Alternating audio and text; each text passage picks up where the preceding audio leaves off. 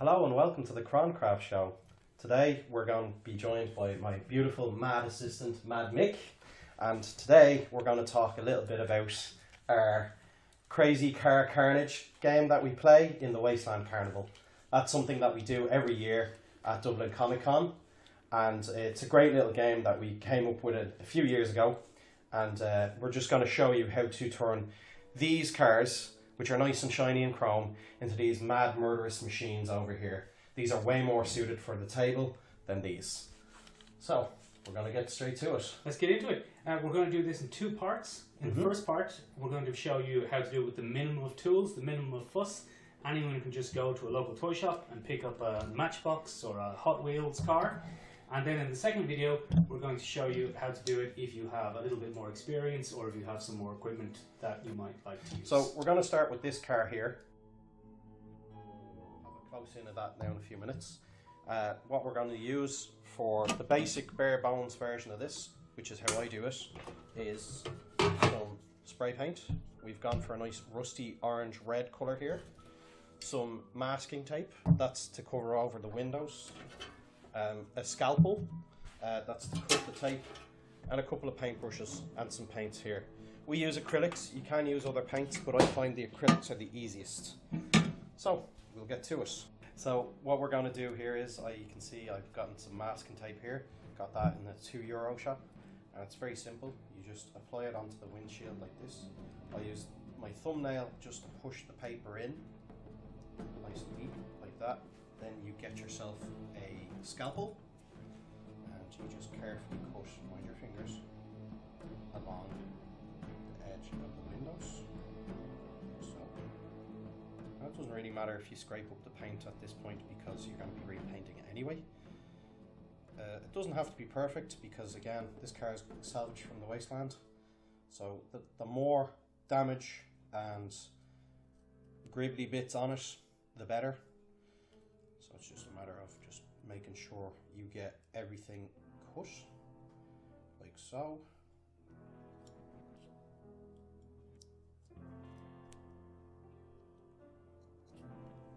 And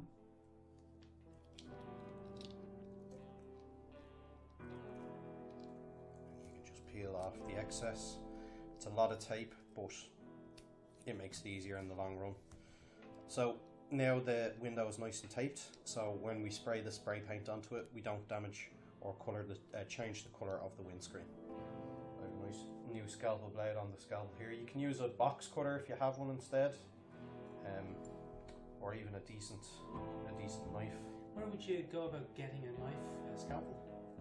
I got this in a hobby store, so you can pick them up or you can get them online, of course, as well.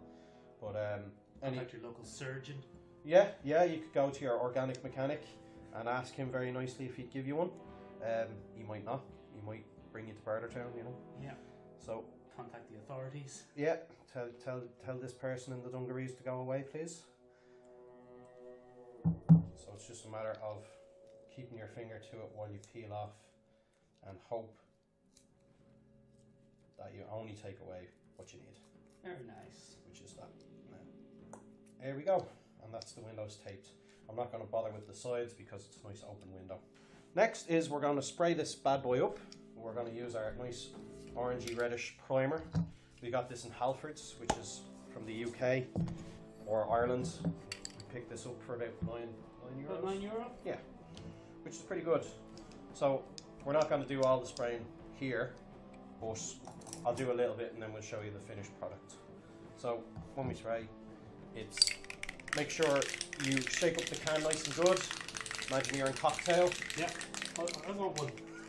There's loads behind you. Shake it like a Polaroid picture. And that's just to activate the paint because otherwise it will separate down the bottom. Do you want to tell people why we've chosen that colour? We chose this colour because one, red's my favourite colour. Two, it's a nice rusty orangey colour. Like, I saw that and I was like, oh, that looks like rust.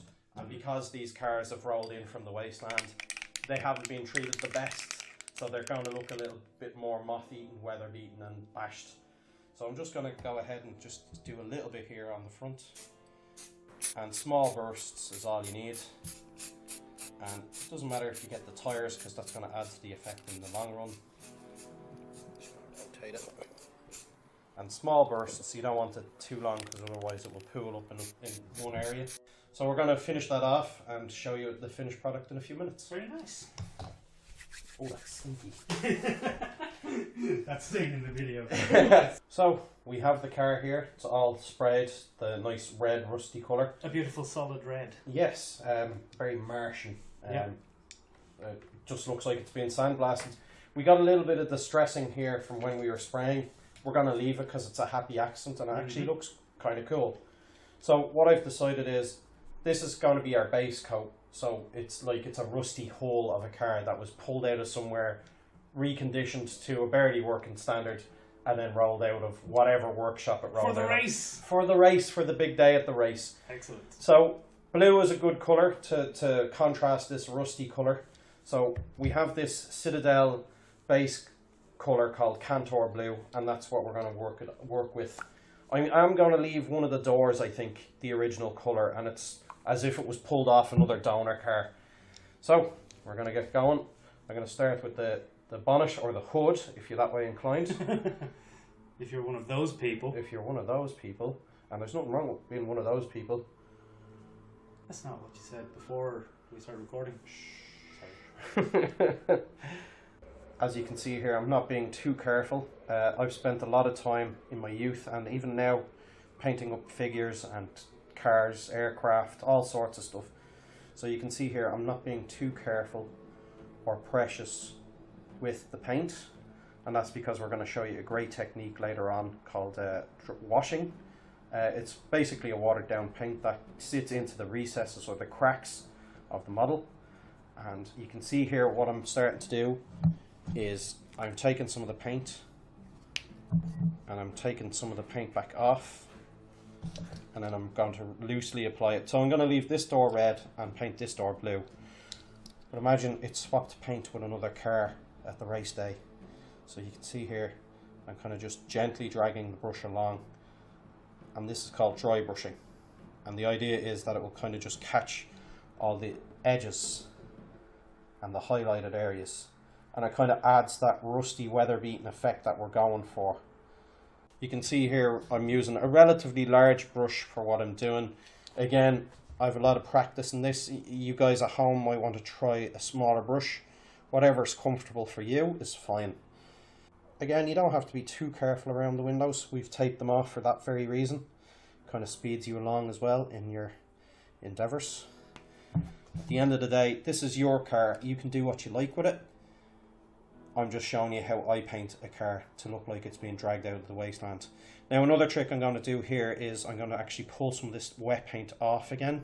I just use my thumb, and you can see there along the edges especially, it gives you this nice weather beaten sand blasted look that looks like it's just come out of some Mad Mechanic's wasteland garage.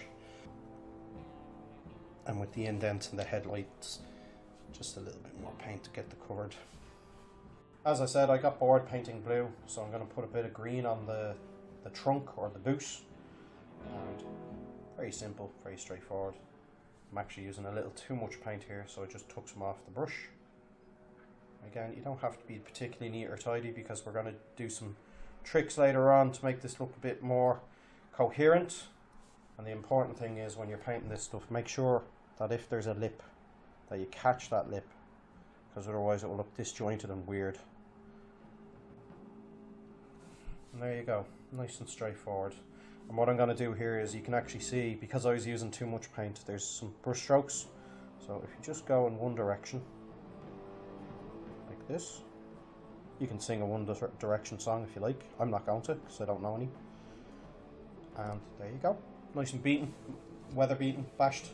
Exactly the aesthetic we're going for. I've loaded my brush up with some silver. It's actually a Citadel colour called Chainmail. It's very bright, but again, we're going to dirty it down later on. So I'm going to start with the grille and the bumper. I think it's out of production now, isn't it? I think so, yeah. There is silver in it? yeah, there's a replacement now which is very similar and it's just as good. I just have the older paints here.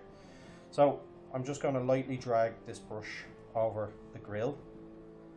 And again, you don't have to be particularly neat or tidy. I'm certainly not being here. Painting this grill, it's making me think of Doctor Doom from the Fantastic Four. So, as you can see here, I'm just dragging the paint over the edges again, and it's just kind of picking up the high edges, and I'm leaving a lot of this original red underneath, and you can see now it's creating this effect of rust and rot, which is what you want to see on a car like this. So for the underside, you don't have to be as neat or tidy, so you can just kind of work this in willy-nilly like this. And you can see I'm not being very neat or tidy at all here, and that's fine. And you can see here I'm starting to run out of paint, so I'm just going to load up a little bit more.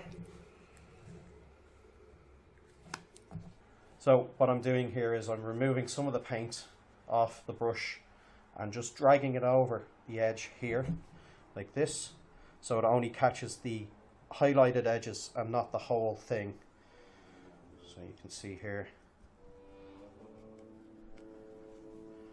And again, you don't have to be particularly neat or tidy. Once you're looking at the car from a distance, you'll see this colour and go, oh, it's metal. And that's exactly the kind of look we're going for. So, onto the back, remove some of the paint. I'm going to paint the license plate. The mud flaps. They wouldn't be metal, but hey, no one's going to stop me. The gas cap, or the fuel cap. And I'll do this part here silver as well. Another trick I'm going to do is this paint here that I put on is nice and thick, so I'm going to actually get some of this silver and just run along the edges like this, and it's going to pick up a rusted, weather abused look. We're going to get rid of most of the paint at this point, just to gently drag over the surface to make it look not brand new, but a little bit weather beaten and bashed. And you can go a little bit heavier here on this scrappier door to make it look like it was pulled off something else. Same for the roof, onto the trunk or the boot.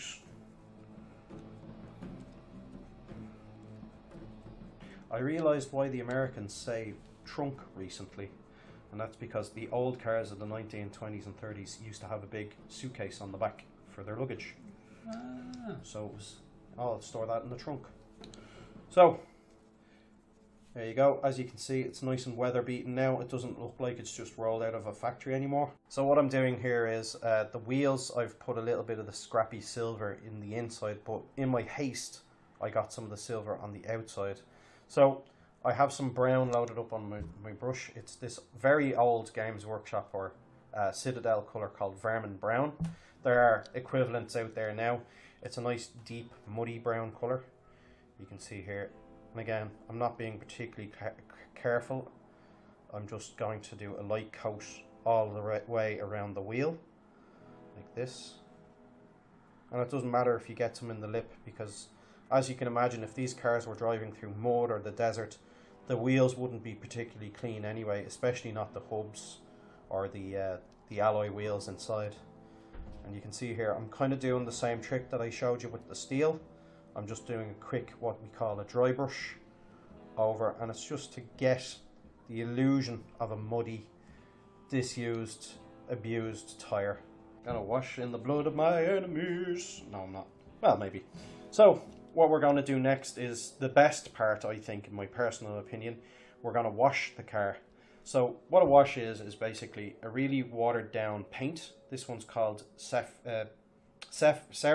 Ugh, that's a mouthful. Seraphim Sepia. So it's a nice brownish colour, and it will add to that aesthetic that we've been going for, that rusty, mistreated steel that we're going for. Because right now the silver is quite bright. Even for a wasteland, this is quite bright. This will kind of darken it down, and it will highlight all the recessed areas. So I'm going to start in these air intakes here, and you can see here, the more you add, the better it is. You can see straight away that adds that rusted, weathered look that we've been going for this whole video. And again, you don't have to be particularly neat or tidy with this. The only thing I'd say is with the grooves for the bonnet or the hood, that's the word I'm looking for, you can just go a little bit lighter so it will sit in the recesses. And there we go. We'll just leave that to dry. This takes a little bit longer than the spray and the other paints because it is more watery, but once it's finished you'll really see the results that we're going for here. We're just about finished now. We're going to do some advanced modelling in the next episode with yourself. Good. Yeah. So the last thing to do is to pull off the tape that we put on the windscreen and The grand finale. the grand finale. So what I do is I just get the blade and just kind of tease the paper up away from the glass, and then you can pop that down, and then you just pull that off, and Bob's your uncle. And as you can see, some nice, it's actually a little bit too pristine, but untouched by our spray paint. Very nice. And look at the difference that it's made going from this pristine, shiny. These are very nice little things, but they're not really wastelandy. No. And now we've gone to this. Yeah. So the world of a difference. We've gone full wasteland. Exactly. So yeah, these are really good fun to do. If you have an idle few hours, you can do these quite quickly. They're a lot of fun, good rainy day activity. So yeah, that's the build as it were. Thank you very much for watching. Don't forget to like and subscribe. Thanks. Bye.